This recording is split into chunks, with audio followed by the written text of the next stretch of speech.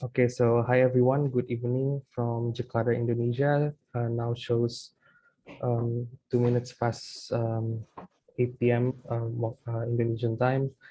First of all, we would like to thank everyone for making it possible to attend, and also we would like to extend our deepest gratitudes to all of the core educators, especially Kak Uphie Abdurrahman, who will be kickstarting the three-part series of exclusive coaching classes that will be exclusively accommodated for all the registrants and also for those who registered to just attend the workshop. As you all know, we are just merely 2 weeks away from our main event, which is Trisakti Open, is a 60 team cap British parliamentary format debating open tournament. And we will be looking forward to that tournament in particular with three of our amazing core educators. We have Kak Uphie Abdurrahman from ITB, we have Kak Astri Agustina from UGM, and lastly we have Kak Elgar Mario from UI. But I think before we proceed to Kak Uphie himself, if I may read a concise and brief preview of his background in the debating world. I think for those of you who have debated, even if you have started, you have, known Kak Uphie. He is a Open Grand Final judge in UEDC 2021, as well as WSDC 2021, Australs 2022, Princeton's InterVarsity 2021, LSE Open 2021, and also ABP 2019. He was also the DCA of ABP 2021, Australs, and UADC 2020. He was also overall best judge of IVET 2022, the recent Indonesian Classics. And he was and they was also the CAP of National University Debating Championships for a record time of 5 times, and also co-adjudicating the last year's edition of NSDC. Okay, I think Kak Uphie is ready, so I'll give the floor to Kak Uphie. Thank you, Kak Uphie, in advance. Thank you so much for the introductions. I felt that that was very, very generous, but very kind as well. So really thankful for that. All right, so I'm just gonna turn on my video. I hope it is visible, yeah. And thank you for the share screen stuff. I'll be sharing this thingamajig in a second. Once again, thank you very much, everyone, for attending tonight.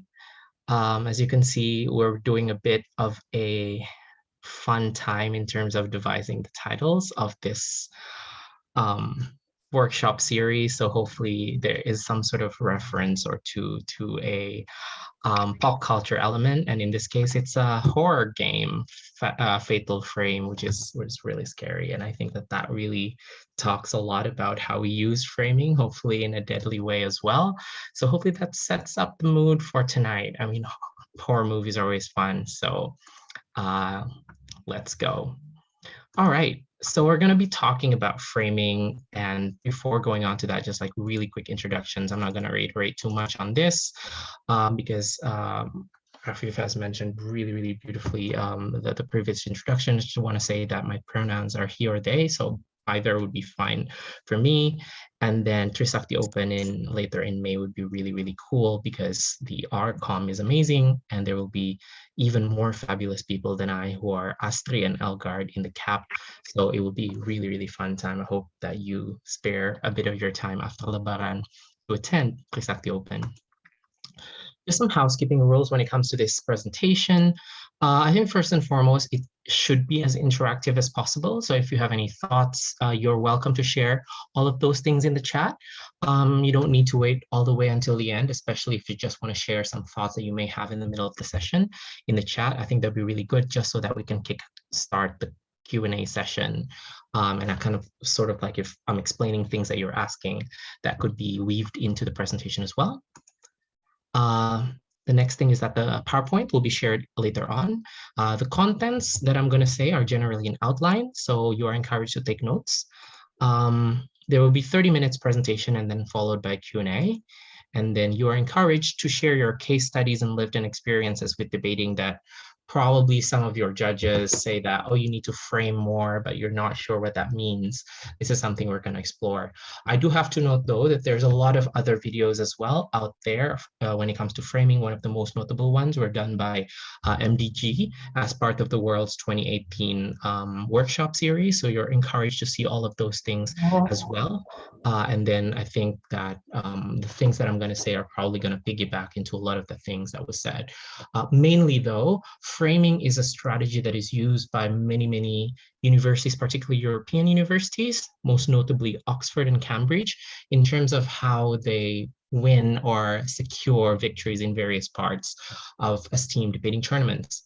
They don't always have the best arguments, but generally they're very good in framing. So I think that that's really important to sort of like have that skill as well ourselves and make sure that we, we utilize that crack in BP or in debating in general to our advantage.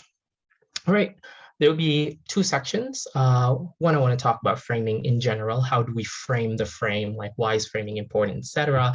And then later on, I'll talk about strategies in terms of what you can do to frame better.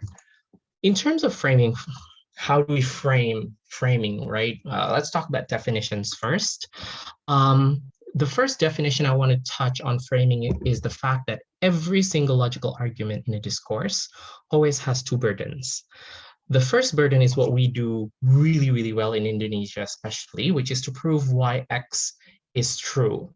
We use reasoning, we use examples, we use case studies, we use various sort of ways in terms of proving this, why a certain statement is true, why a certain premise is true, and so on, and why the other one isn't true. So this is generally the first burden, which is the check on whether or not X is true. But the second check is what framing is, which is the answer to the question, why does this argument matter? Because even if it's, the good example is always like if it's a debate about, I don't know, invading certain countries, for instance, or doing something against the Russian invasion to Ukraine, then why is arguing something about K-pop important? Well, the argument, for instance, if you want to argue that, I don't know, K-pop fans should be held, or K-pop groups should be held accountable based on their bad behaviors of their fans. And then you prove it, that's true, right? That is absolutely true. So you fulfill the first burden. But the question is, why the hell does that matter in this debate? And I think that second burden is what framing is all about, making sure that, because sometimes two arguments can seem to be equally relevant. I mean, obviously that was an extreme example in Ukraine and K-pop, that's just ridiculous. But within debates, there's so many arguments going on. And then the question becomes, both of them seems to be reasonably relevant. Then which one is more important? Because if one is important, that team wins. If the other one is more important, the other team wins. Do I have to make that decision as a judge? Do I have to make that decision as a debater? That's really important to sort of identify that within your speech yourself, just to make sure nobody's doing it for you. Because if somebody else is doing it for you, then probably it's going to depend on them, not on you. So it is not advantageous for you if you let your fate be too much on other people's hands. And therefore, there's a lot of definitions around framing, but in terms of how do we answer that second burden, why does this argument matter? There's a lot of definitions, quite loose, but generally you want to answer two questions. Why is X important in isolation? And then number two, you want to answer the question, why is X more important compared to other arguments in the room? And then you want to be charitable on that. Yeah, assume that they're true. Why is it still as important compared to ours? So basically that's what framing is in short. Now, why is that important? The first thing is what I've mentioned earlier. You want to remove adjudicator's bias, because there is a lot of ways to judge a debate, right? I mean, some circuits have certain preferences, some people have different preferences as well. And often what we see or describe as important is heavily dependent on how we're trained, how we study, what our coaches tell us. If our coaches are more pragmatic in style, then probably anything principle won't fly against that judge. Similarly, if it's the other way around, then probably it's not necessarily going to fly. But that's not correct because debating should be judged using the metric that everything can be equally important. It's just dependent on how the debaters themselves construct importances around what they want to argue. That's why it's really, really important to create these metrics yourself. Judge, you have to assess this argument more important than the other argument because of XYZ reasons. Because otherwise, if they're not instructed that, then probably they have a favor or they like certain things more than they like the other, and you don't want to relegate your fate to that as well. Therefore, the last statement here is true. Debaters should argue how the debate should be judged, and judges should justify why certain things are favored over another, using devices that are logical in nature. And that's why framing can be very important, not just for debaters to sort of shepherd and to sort of construct your judge to move a certain way, but also for judges to make justifications. Generally, justifications are ways in which you frame the debate, right? So these things would be helpful for you as well, just so that we can diversify our sets of skill as a judge in terms of assessing debates, so as we don't only fall to things that are relatively familiar. The other thing why framing is important is that it increases the validity of the metrics assessment used as well. Because generally what I mentioned earlier is that maybe what's familiar is to say, whoever elaborate more wins. But this is biased, right? Because maybe that's not always the case, because simply saying things for 4 minutes or with 8 sentences and 6 different layers does not necessarily always mean that the thing is proven or the thing is more important than other thing that probably only has 2 layers, but perhaps was more proven. So it's not always more elaboration. And also, if it's just more elaboration, speakers who can speak fast or good English speakers will always win. And that's biased, right? That's anti-EFL. That's anti-ESL. That's just not okay. It's also really, really bad logic-wise, because then it becomes about mathematics. How many minutes did that speaker spend on this point? How many sub-points did they have? How many layers and so on? You know, it becomes a bit of an issue of simply how many do we have? And maybe that's not good, because I mean, debating is supposed to be about logic, right? So probably the validity of that metric is not okay.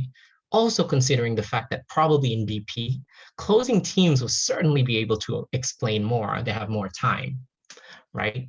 So maybe if the metric is only who gives us more explanation, then it's really, really hard for certain types of speaker, probably those who speak slower, certain style of arguments, and certain teams who have the disadvantage of speaking first to be able to win. And that's not okay, because then debating becomes favored or biased towards a certain degree. Don't worry if this happens in your eyes, though, because this also happens sometimes in worlds where whoever says more wins, or all of those things. And that's why I think that in the recent years, particularly from 2017 and onwards, the importance in framing is highlighted to a greater degree. So hopefully by understanding what framing means, it can also help you in terms of your international endeavor of debating. Now, the general mistakes around framing, and this is the end of the first session before going on to giving you the tips, is to frame only with what's familiar. And like I said before, what's familiar is who mechanized more, who characterized more. It's a very, very fair metric to use, but sometimes that's not the end of what you can do with framing. This is something that I've explained before as well. Now, the other mistakes in terms of assessing frames is that sometimes the absence of framing can mean halo effect kicks in. in which more reputable debaters are seen to have more credibility in terms of what they say. And therefore, without that frame, it's very easy for a lot of judges to sort of like be more scared to give the loss to more reputable debaters because or more scary institutions or communities who, you know, perhaps would ask you very, very savagely as a judge or things like that, that could be really, really hard for you maybe as a judge to feel. And maybe if you're from a less reputable institution, maybe you will feel like, how am I going to win against all of those words? So many things they said, right? So this is helpful in terms of avoiding this mistake of making the halo effect kick in too much. And I think framing is a great solution because now, even when they say a lot, you can have shortcuts in terms of how do we undercut all of those words by using logic, right? And frame them out, not by saying that what you say is untrue, because probably what they say, because they're smart people, are true, but by saying that logically that's not the correct frame of the debate, or at least our frame is more correct, judge, something like that. And as a judge, the devices you use in framing would also be able to justify your decisions better, and therefore maybe you'll feel more confident in terms of facing all of these reputation battles within debates, and that could help you become a better judge as well. Just a really quick note that I am using many, many tricks that I'm going to share here in actionable executions when I was judging EUDC, when I was judging Australs, when I was judging ABP, and including giving some losses that are really painful to teams that are really, really reputable. I remember giving the very, very hard loss to teams like Sajid and Surdip in ABP semifinals, which is heartbreaking in the truest sense. But at that time, the debate was not necessarily about their arguments. So their arguments were all beautiful. It is true in the sense that there is no fault in the argument, but it's just not the exact debate that we're debating on. So with that, then that frame makes it very, very difficult for that argument to have a core relevance to the debate, and therefore other teams then have a closer answering to the motions burden and so on. And that frame could really help you to sort of then justify that, these kind of decisions as well, okay? So with regards to then having understood the importance of framing and the general definitions of framing, what the hell do we do, right? What are the actionable items or advices or steps or execution tricks? And I use the word execution, of course, because the horror theme. So let's go on that. The first way to compare do framing well is to make comparisons. I can never ever say more explicitly, or I've coached quite a lot in the last several months, and it almost feels like a broken record that I advise people to sort of make aggressively explicit comparisons in the meta, and that means comparing your argument with other speakers' arguments in the truest sense. Particularly, this is important for BP, for comparing between opening and closing. Sometimes that's forgotten, and that could be really, really difficult. So it's exactly what I was saying earlier. If you're closing, you want to mention your opening's argument to compare them directly. This is what they said in opening. This is why it's not enough. Here's why our arguments are going to be much better than our opening. I saw this happening in Yale IV.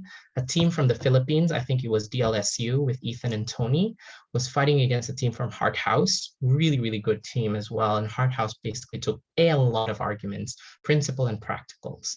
And then the way CG, who's DLSU, argued their case was simply to say, look, beautiful arguments from opening, but they forgot one mechanization that's really, really crucial in order to make many of their benefits happen.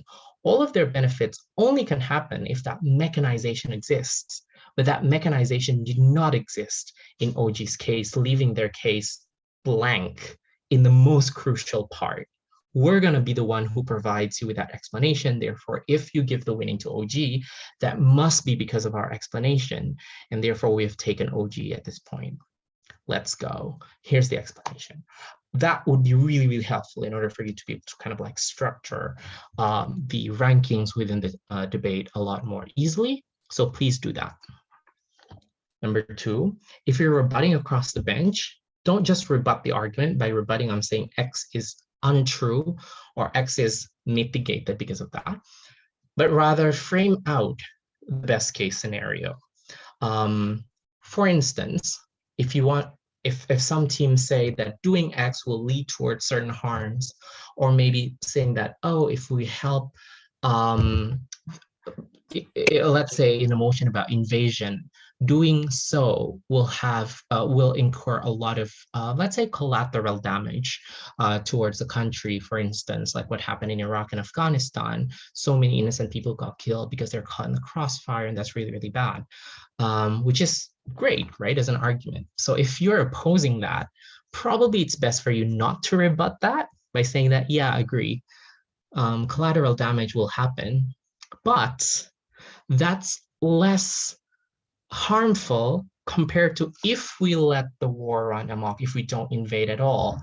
Because if we don't invade at all, for instance, there will be more possibilities of politicization, there'll be more possibilities of dictators leaning towards rogue countries like China or Russia, for instance, or many other things that would be more in terms of the extent of harm. So we agree that you are harmful, we agree that invasion is bad, but the opposite or the counterfactual is even worse. And this is a debate about lesser evil. So you cannot, as a judge, buy the argument that says X is harmful, because everything that we do is harmful. It's just about which one is more harmful than the other. That's why the framing that is correct in this debate is to say less harm, which one does less harm? And unfortunately, the one that does less harm would be our side as opposed to theirs, something like that. That would be really, really helpful for you to sort of save time and also make sure that you're doing things coherently, because you don't need to rebut everything that your opponents say. Sometimes your opponents would just say correct things that makes a lot of sense. And in that case, maybe it doesn't really make sense to rebut them anyway, but you can still frame them out though. This is what I mean by earlier statement. You may choose to forgo rebutting altogether and immediately frame. Now, when do you want to do your framing? If it's a framing for your entire case, for instance, the course of the entire closing government case against OG, for instance, or CO against OO and so on, you can do that in the beginning parts of your speech. If you're a whip, then you want to do it in multiple parts of the speech, maybe in the beginning, middle, and end, because that is for the entire case direction, right? And generally CG or CO who does it very, very well, making that first minute about an entire frame. Why is the case direction of your closing team more correct than OG or than your opening? Why is the things that you're contributing as a closing team a lot more valuable for the debate than the opening, and so on? Generally, that's a very, very helpful recipe for you to situate yourself above your opening half already from the get-go. So utilize that, yeah? It can be the beginning part of your speech. That's a very golden time to do case frames. If you want to do argument frames, you can do that at the end of a certain argument, or maybe in the beginning, but usually the end is successful because then you sort of like explain why X is true and then say, because we've explained that, then it clearly goes into the conclusion that this is more important than somebody else's argument because of all of those things. So because of that, the argument wraps up. That's where you kind of like take down one of their arguments using yours by framing, not the entire case. And then that's where usually the position goes. But do experiment. I think many positions work as well. That's one way to frame. The other way to frame is to do a question on the depth of impact. Generally goes on questions like this. How many people are affected on either side? For instance, in debates about whether or not environmental movements should attack corporations or should beg for more individual responsibility and so on. Clearly, it is not a debate in which anyone can say there is not going to be any impact on either side, right? Because there will be some generated impacts, and generally it's going to be very messy because obviously if you attack corporations, you're going to create some help in terms of the reduction on environmental damages and so on individual responsibility as well. People stop using straws or plastic, and people recycle more, and people help the turtles and animals, and kind of like not necessarily litter, which is a huge problem in today's world. So both are good impacts, right?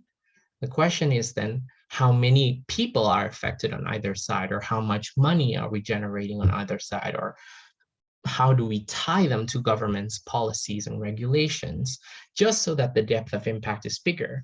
Because you can't just simply talk about the immediate actions or impacts, because both are good. So you have to sort of like find a way to deepen that impact, and kind of like say, even when you get a lot of impact on your side, we're having all of these secondary things on our side that adds to depth of impact, and then frame them out a lot more. Number two, degree of vulnerability is also really, really important.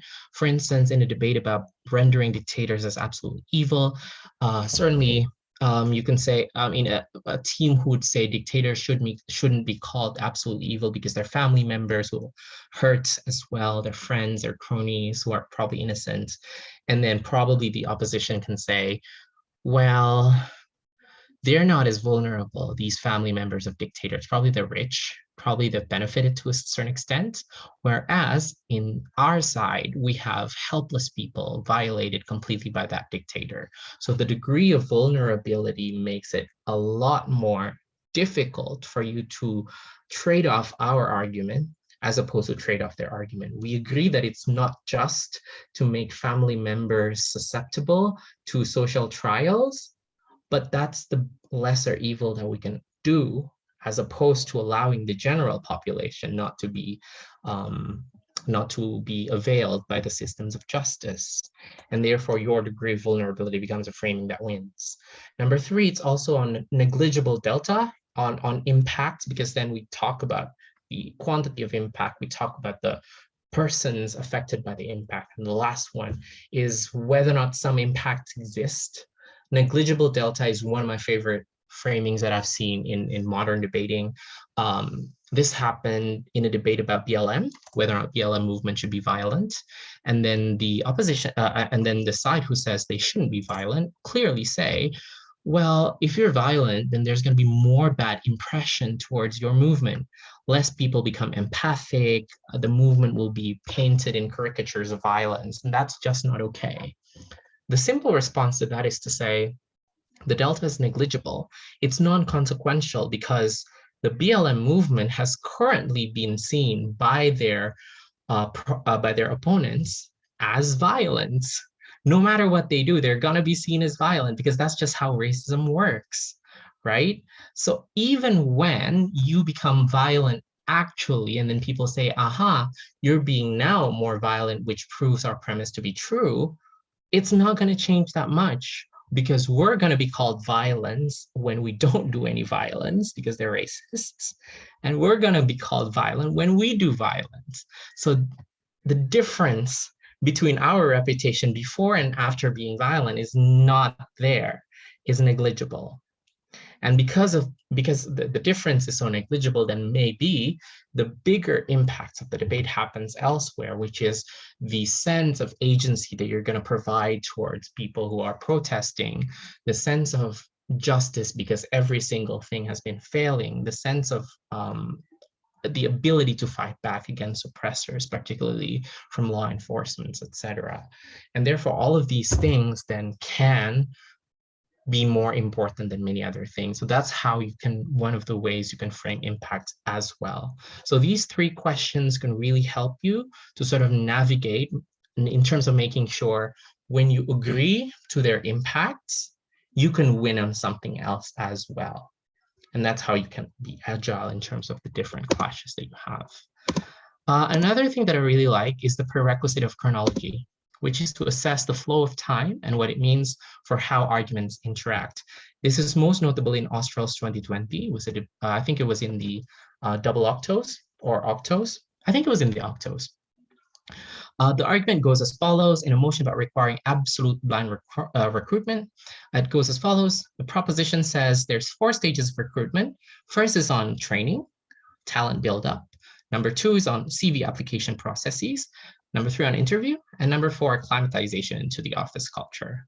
The op says, if you do absolute blind recruitment, there will be shocks during the interview process because you don't see the gender, you don't see the name of, the applicant, and then suddenly, oh wait, it doesn't necessarily fit to what we perceive as corporate culture, because assuming that racism and otherization of minorities is still there, then that shock would mean that rejection is far more likelier because of that shock during the interview process, which is a really, really good argument coming from opposition.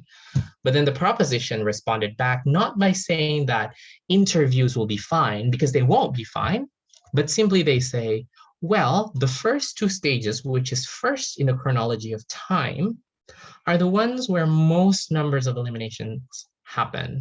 At least now we get more people to the interview stage, because if you think about that as a chronology, at least stage 1 and stage 2, which leads to stage 3, is much better now, right?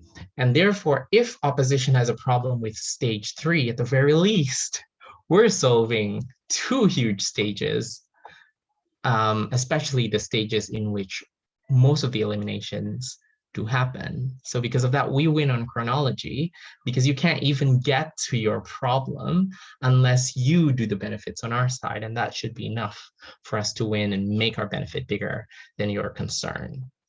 This is really, really sophisticated, but this could really help you as a debater to sort of like find ways to rebut difficult arguments and frame them out. But also, I think this can be really helpful for judges to sort of like then justify why, even when you love opposition so much with your argument, there's something else that's bigger than you, that's bigger than them, that's bigger than the debate, that ties you into making that decision, which is chronology. So quite difficult to rebut that, or quite difficult to sort of have problem with that kind of analysis in the in terms of how you approach that debate.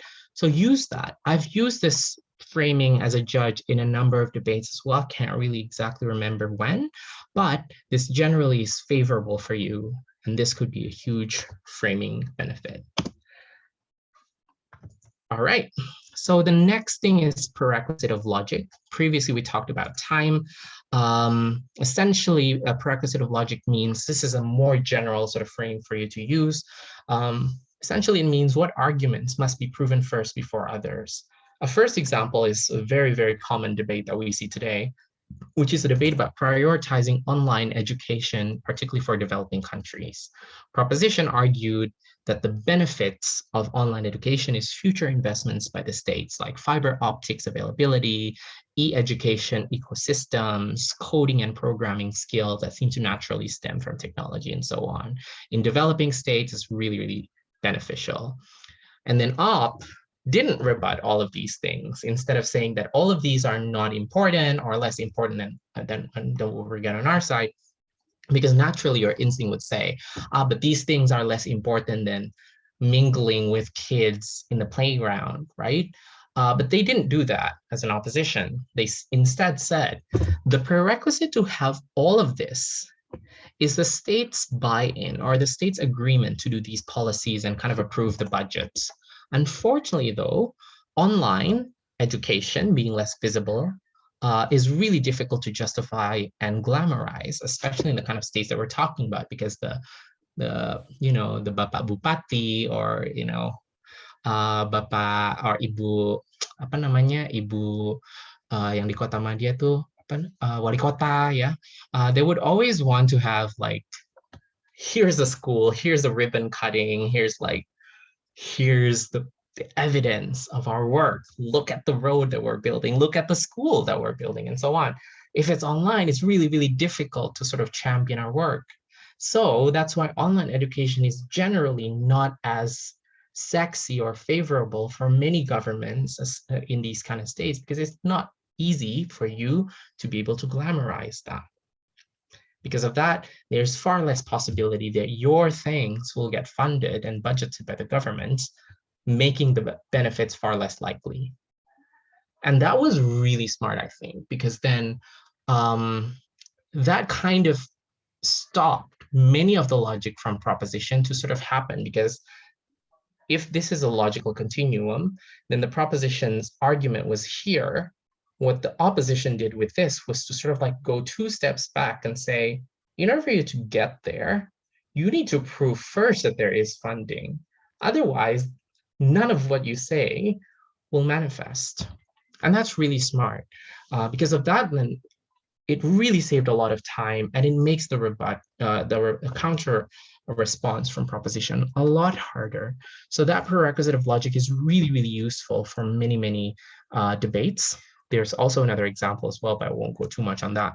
But the long and short of this is try finding analysis, characterizations, or anything like that that doesn't necessarily engage directly with the logic, but it goes beyond that by addressing what needs to be proven first before we even get to all of those cluster of arguments.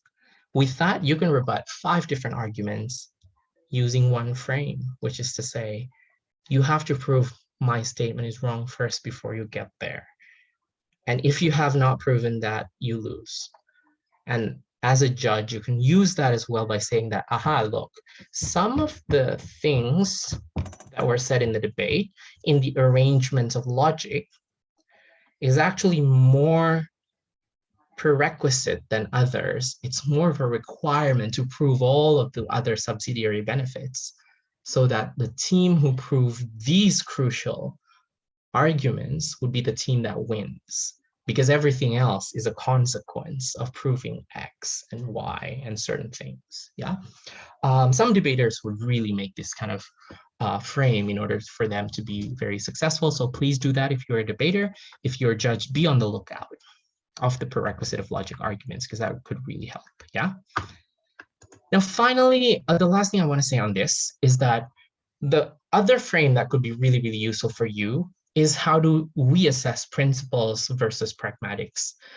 In a lot of cases, pragmatics are not seen as automatically more important than principles, because in many cases, pragmatics are really hard to differ. Which impacts are larger, how do we measurably quantify, and so on. And therefore, probably it's more reliable to find unique differences in the principles, why X is the right thing to do, why is moralism easier to justify, etc. Because if we think about harms and benefits, probably both are equally important, right? I mean, there will be a thick sets of harm, thick sets of benefits, all of those things. So in a lot of cases, you can use principles as ways to evade a messy debate. As a debater, you want to say, okay, fine.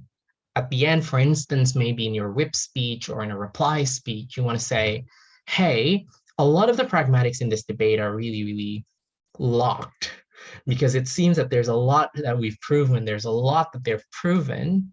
At the very least, what our team has done uniquely is to provide why the right thing to do is X as opposed to the other side. Something like that. That would be really helpful for you as a debater. So don't be afraid to sort of like make these kind of judgments. As judges, you can also do that. Deadlocks, admitted as deadlocks, you don't always have to find answers to deadlocks if they're really, really equal. And then you can sort of like say, but the differentiator is in other points as well. This can work either way. If you want to evade principles and go into pragmatics, or vice versa, this works, okay? There would be motion relevance that I want to talk about, but I'm not going to touch on this. So more than happy to answer any questions. If you have any, just shoot me a message as well if it's too late already. But I'm so sorry for running a bit out of time. When it comes to that, I just want to end with the fact that framing can be really useful for both debaters and judges, because it clearly hierarchizes opponents and everyone involved in the debate. And for judges, it provides for stronger justification. So thank you so much, everyone, for listening. Now, more than happy to deal with any questions you might have. I'm going to check first the chat. There is a question in, oh, okay, there's a question from, is it from Baastri? Oh my God, I'm very nervous now. I think Baastri can answer the question far better than I can, but I'll try. Okay, in a debate where the two other benches, which would be the majority in the room, brought the debate in the wrong discussion, should we insist on our opening? Should we insist on our opening the more correct direction, submit to the two teams' wrong direction, or provide new framing? Submit. I like how the word submit is used. Just I gravitate towards. All right. That aside, if the latest, how do you suggest it can be done? I would say provide new framing. I would say that because you don't want to lose a debate doing something you don't believe in. If you think the debate is wrong, then try as hell as much as possible to correct it because it's a big risk, it's a gamble. I'd rather lose, personally, I'd rather lose debates doing that though, as opposed to not even trying. Now, how do you do that? That's a really good question. So probably this would be the first thing to do. If the debate is wrong, right, and that could mean a lot of things, but usually wrong debates are debates that are not necessarily within the spirit of the motion. For instance, in wood motions, you have to provide a policy. So you can't shirk that burden and say, we don't have, we have the fiat to assume everything is fine, blah, blah, blah. Cannot. In wood motions, there has to be a discussion about feasibility. There has to be discussions on backlashes, impacts, and so on. All is fair game when it comes to these things. So if the you want to sort of like make sure that the debate is running the right course. If it's an actor motion and everybody's talking about general good or bad, then you want to call it out. If it's a value judgment motion, but then everyone's starting to talk about policy pragmatics, and probably you're not going to be able to do that well because there is not enough budget. But yeah, the debate does not, the debate's not about that. You know, so I think first and foremost, I would go there in terms of why the debate was wrong and motion relevance and kind of like all of those things. And you want to restart by saying that the opening debate was wrong because probably they went into the direction of discussing more about these things. We're going to be the first team who provides you with the actual debate happening from this point on. So at that point, probably opening has lost a lot of their great relevances at that. So maybe the only relevant point from opening is this one. I'm going to rebut that, I'm going to frame it out, and then you move on to your extensions. That's what I would do probably if it's wrong. If it's a wrong debate in other ways, probably it's not necessarily the core of the debate. It's still within the spirit of the motion, but it's not necessarily as correct. Then what you want to do is to simply say, this actor is more important than every other actors. I'm going to rebut my opening as we go later on in terms of proving that, but basically they're running all of the less important arguments within the debate in their opening. Great. We're the team who's going to drive you into the right way. So this is where the real debate starts, judges. Let's go. I would do that. I mean, it's probably a bit bitchy, but it can be really helpful to sort of like establish like a very, very clear differentiator between where the course of the debate is corrected, and you want to get full credit for that clarification. All right. Great, great, great. I hope that answers your question, Bastri. Perfectly and elegantly as always. Thank you, Uphie. Thank you also for the compliments. All right, next question. We have a question from Cheka. How should I value framing over argument elaborations? In some cases, judges say that our arguments were well enough elaborated, was not framed as important debate, but sometimes they also say we framed the argument well enough, but more elaboration is needed, maybe on likelihood, mechanization, or logical process making the argument viable. Despite the framing. Is one more important or are they more or less equal? Thank you. So the trick with debating is obviously that there is no correct answers for everything because it really depends, right? I want to go back to probably, yeah, this slide.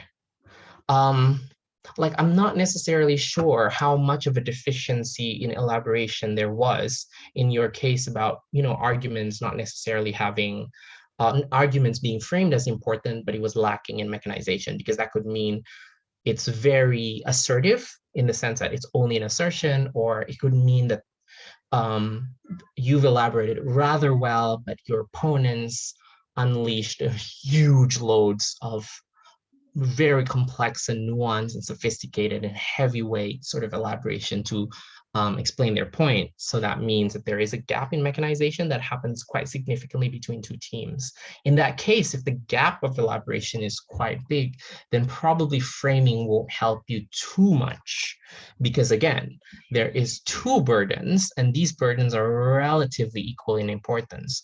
Framing would be really, really helpful in order for you to sort of like, if the difference in elaboration isn't as big, then framing becomes a clincher.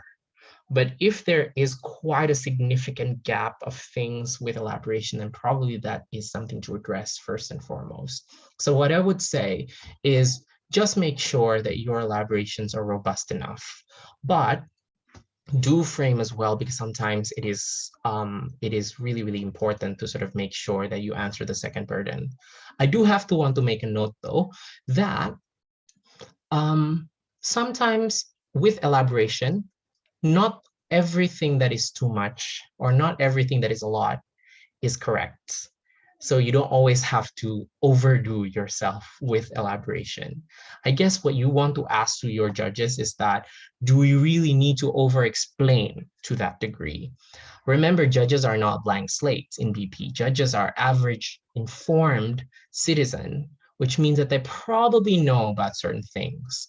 So maybe the follow-up question you want to ask to your judge, or as a judge, what you want to sort of like do is that, even though there is probably gaps of explanation in terms of amounts, does that additional amount matter from the other team?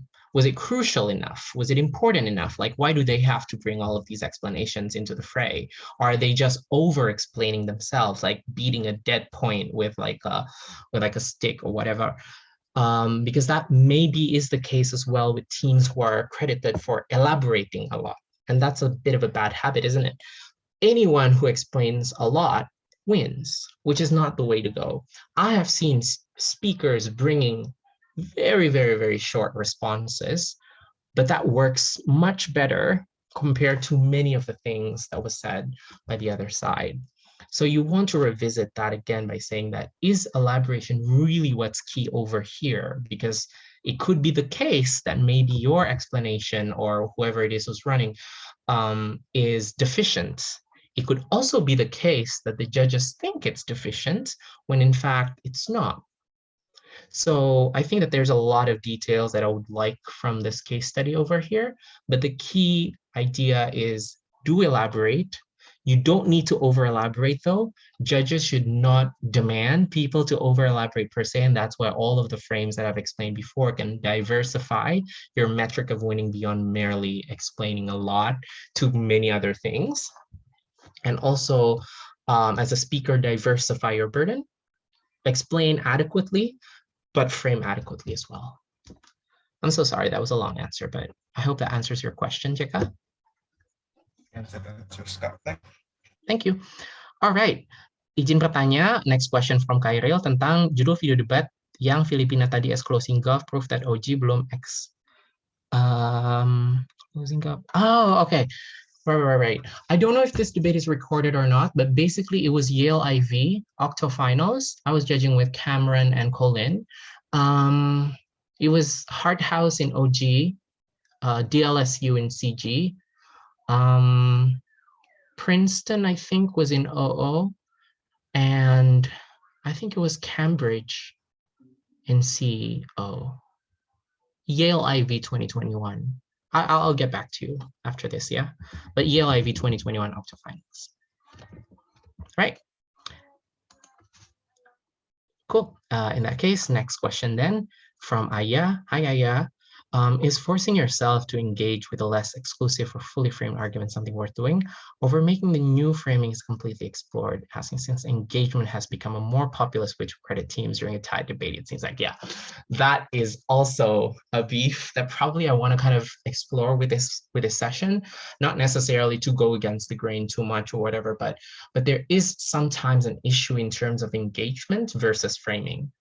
The trick is sometimes engagement and framing is not different. So when you actively try to say, I don't want to rebut this argument because it's just not relevant, here's why it's not relevant, or here's why it is less important compared to this, that is engagement. So there's not only one way to engage in which to say aminos ya gitu loh, which is again back to the biases I was talking about. I mean, it's a great way to engage, you know, A minus and negating and all that, but that's not the only way in BP, and that's what makes BP beautiful and complex and challenging in its own way, because you can hear responses that go, that's not within the debate. I don't want to spend too much time on that. This is the more relevant argument. And if it's a big risk to do that, but if you make that successfully as a debater, you win big as well. And judges should credit you accordingly. Judges should also not necessarily fight immediately against that frame and kind of consider, was that framing fair? Was it actually outside of the debate? Because that has major consequences, right? If it's out of the debate. Was it able to be traded off that effectively was what the speaker said in terms of their big gamble on framing out the argument entirely without necessarily engaging in the traditional sense? Did that work? And if it works, as a judge, you must appreciate it, because again, debates are not judged based on familiarity or based on things that we know and things like that. Debates are judged based on what happened in front of us. So if a speaker goes to that extent, trying to prove why the arguments made from the other side is not worth traditionally engaging, so be it. You must assess that and not necessarily kind of fight too much with regards to tapi kurang engagementnya, because that is in of itself an engagement. So there's more ways to engage than one, if that makes sense. So I would say engagement is still very important in debating, but framing can count as a very powerful and logical engagement as well. Yeah. So I hope that answers your question. It does. Thank you. All right, wonderful. Thanks so much. The next question is from Kia. Kia's asking SCG if the OG didn't give the setup at all, and SCG realized that we need a certain setup to make our arguments make sense in that motion. How do you think we should frame it in a way that judge can give CG credit for us and by our argument make for the debate somehow still fair for okay, first and foremost, I don't think you need to think about opening opposition at this point, because opening opposition can create certain setups or assume certain setups if they believe that the setup is extremely, extremely crucial for the debate. So first and foremost, don't think about your just run your thing. Number two, I think closing government can create a lot of the frames that are absolutely, or can create some mechanisms that are absolutely helpful for the case. And I think that's a very, very fair sort of addition to the debate. What this does to the debate is two things. I think number one, it does give a bit of challenge to opening opposition, but a good opening opposition would engage not with the pernickety of opening government's weaknesses. They would engage in the best form of government stance. So suppose you add these new mechanisms, if the opening opposition is good enough, their arguments will still fly regardless, because what they're rebutting is not the mechanics of the policy, is not the small little details or small little loopholes, right? Because that's what mechanism does. It makes the debate fairer for everybody by removing some of the most ridiculous arguments outside of the debate. So if the opening opposition's arguments were core and not just finicky, then you would still have a very fair, they would still have a very fair engagement against you, even though they spoke against an opening government who didn't mechanize the policy and so on. Yeah. So what I would say is, as CG, if you think that is really needed, do so. I think that that's beautiful as an addition that makes the debate a lot more clear as well. However, do not stick there, because having an additional mechanism can seem to be very nice, but it's not the end of it all. You must have a different argument, you must have a different extension, or if you want to run a vertical extension, then you must frame that accordingly as well by saying that we're going to run the same things opening government said with more explanation, and these more explanations are crucial to proving Gov's case as more aside from the mechanism. Gitu. So the mechanism will be auxiliary in terms of credit. The core credit will be in terms of whether or not your extension can really then contribute much to the Gov team's burden in that debate. Okay. I hope that answers your question, Kia. Yes, thank you so much, Kak Uphie. All right, wonderful. The last question that we have in the chat would be from Fir. The question is, if I was PM, can I frame? If I can, how can I compare against opposition's arguments? Thank you. All right, this is a really good question. If in the PM, you can frame arguments, you can say, number one, the framing that you can do is to sort of like think about some what do you call it? Preemptions. Yeah, you think about maybe this is the kind of thing that they will run. This is the core thing that they would run. And we're going to sort of like immediately frame them as less important compared to many of the things that we're talking about. So immediately you kind of create a degree of importances. I wouldn't advise to do that though. I still think that the Prime Minister's main job is to identify the most important argument in the debate and then kind of explain that argument in such a clear way, and then kind of establish a lot of importances to that argument, not necessarily by comparison to what the other teams are doing. I think the more strategic position to frame as an OG is in DPM, because you know already what they're saying, you know already where their directions are. You're probably going to hope that closing government's already POIing the opening opposition with an idea of what the closing extension is going to be. And then you then frame all of those things out, the possible extension from CG and definitely O's case. So I think DPM has a much better position and strategic natural sort of way to frame. I don't think you need to think about it too much if you're Prime Minister. What you want to do, however, is that maybe this is a type of framing that I haven't mentioned in the presentation, but I think the other way to frame is to establish what we call pathos.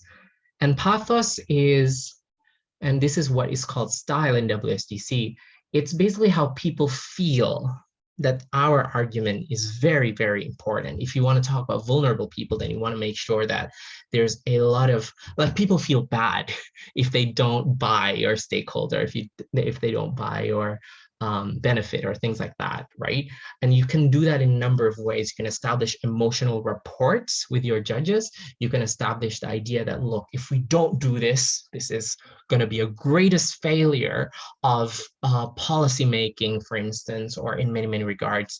And that would be extremely unacceptable. Everything else that they're going to say is going to pale in importance compared to what we're saying. And you want to establish that aura and the authority as a Prime Minister, just to make sure that things that you say still feels important towards the very end of the debate. I probably would advise you in terms of that kind of stylistic pathos related frame, as opposed to logic related frame, because naturally you can't really predict too much what other people are saying, especially with a 15-minute case building, you know? So I hope that answers your question, Fiona. Thank you, Kak. Definitely. Great. Next question is from Karel. How would you weight the debate in which prop use proposition fiat to skip a requisite of logic? Is it more strategic to follow the flow, or should we reframe that fiat is irrelevant? So yeah, proposition fiat is taking a bit more liberty than what it used to mean, and sometimes it could be interpreted differently by different speakers. So in this case, I can't really answer it because I don't know what kind of, I don't know whether or not the skip that that OG or proposition use in terms of just relying on fiat is justifiable or not. Some skips are justifiable because even in some policy motions, like, you really can't think about all of the pernickety, all of the really nitty-gritty details. It just makes for a very, very messy debate if we have to deal with real policy discussion in all its granularity and its complexity and budget detailing and all of those things within a 15-minute case building and a BP format in which 8 speakers speak each only for 7 minutes with POI is just generally really messy, right? So obviously FIA is a way to make sure that the debate's core is still discussed without having to sort of like go into all of the less important details. Just assume all of those details manifest. So in that case, if the proposition is making a fair assessment that we're going to fiat everything that's not relevant or that's less relevant, is too detailed in this debate. I think that that's a good use of proposition fiat. Some proposition, however, does not. They want to sort of like evade questions about the tangibility of the policy. For instance, I've seen a debate like this, which is really, really painful. It's a debate about whether or not universities should be required to provide some of their international students' income to the country from which this international student comes from. So for instance, if you're an international student in Harvard or Oxford, then they have to sort of like, give back some of that income to Indonesia, which I think is a really cool thing, right? And then the opposition immediately says it's just not gonna be a lot at all. And therefore, if it's not a lot, then many of the harms are going to be bigger than the benefits, which I think is a really fair strategy. Then the government team, we have a fiat to sort of not talk about the money at all. We don't have to think about the amount of money that is going to be received from international students and then how we are going to transfer that back and also how much is going to be transferred back. We just don't care because this debate is about, the principle of giving back, which is like, it's interesting because that's not how fiat works, according to my opinion. But also it then makes a really huge chunk of the debate not working. And for me, that is not fair, or that is not as acceptable compared to some other fiats that we may see. So yeah, there's a lot of nuance over here. Some fiats are okay to use, some fiats are not okay to use. So in general, do make that kind of judgment as a debater or as a judge. When are we over exploiting the rule of fiat, and when is it actually an appropriate time of use? Yeah, I hope that answers your question. I know it's long and very nuanced on that. So sorry. Thank you, Kak. All right, wonderful. Next question then from Melof Tan.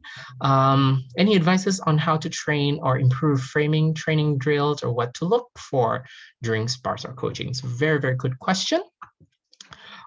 This slide is exactly the answer that you're looking for, which is to always think about these two burdens as you approach argument explanations, particularly for BP or either in Indonesian, ya, kalau bahasa Indonesia juga ini harus penting sekali, atau in English BP as well. These two burdens must exist in one way or another in arguments, because otherwise, think about it. You have 4 teams, you have 8 speakers. One speaker probably would run either 1 or 2 arguments or key responses. So this means an average BP debate will have around 10 points running around, or maybe, yeah, let's say, even though it's not a lot, maybe 6 or 5. How do you judge that as a judge, right? It's really, really difficult if you don't frame. So this is the relegation to fate that I was talking about earlier. As a speaker, if you don't frame, then you just say X is true, and then hope the judge also thinks that X is true, but also X is more important than Y, Z, alpha, beta, all of the other letters that were said by other debaters in the debate, because there could be 6 arguments. So that's not helpful for you, gitu. That's why always in terms of coaching, in terms of drilling and all that, just make sure both things are proven. Why X is true, and then the meta, the comparison with the other speakers, the comparison with the other teams and so on. Always be on the lookout for that. And that could be quite tricky, especially in Asian circuits, because I think a lot of our debating is from 3-on-3, in which framing is an essentially very important, because there's only 2 teams and they are opposing one another. So it's less intuitive, I guess, with a lot of how we traditionally coach ourselves. And that's why I think this seminar happened, and that's why the OrgCom chose this theme for the seminar. I also generally see this issue manifesting a lot in NUDC, particularly, in which you have really, really, really good speakers, or maybe brilliant, brilliant speakers. I don't know why their arguments are more important than the other team, though. And it's just really, really difficult to give them the win. So that's heartbreaking. Yeah. So yeah, these 2 burdens. I hope that helps, Melifan.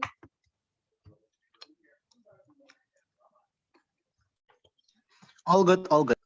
All right, Perfect. Then the last question for the evening will be from Generio.